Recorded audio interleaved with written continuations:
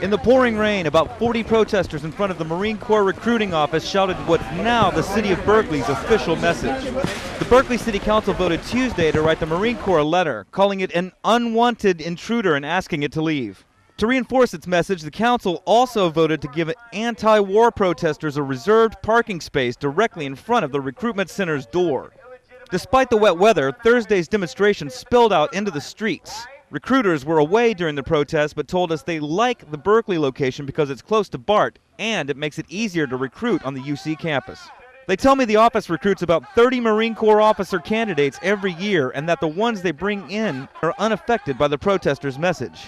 Protests in Berkeley are nothing new, but this takes things to a different level. In fact, the city council tells us this is the first time they can ever remember giving a parking space to a group of protesters. We talked to one member about why he voted to do it.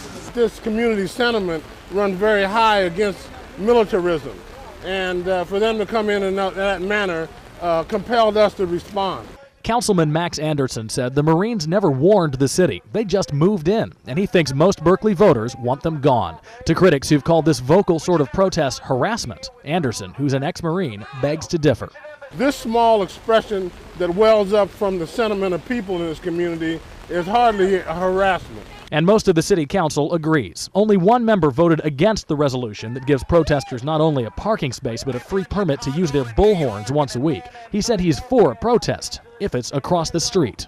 The Right to Life people picketing, Planned Parenthood centers, and making a cordon that people have to run a gauntlet there. And I think this is, getting in a similar situation where it's just not protesting, but it's crossing the line where it can be a harassment. In fact, Councilmember Wozniak says he's worried that if pro-war counter-protesters ask for their own parking space right next to this one, things could actually get pretty heated. But the ironic thing is military recruiters tell me that these protests have brought more attention to the fact that this office is even here, bringing more recruits into the door.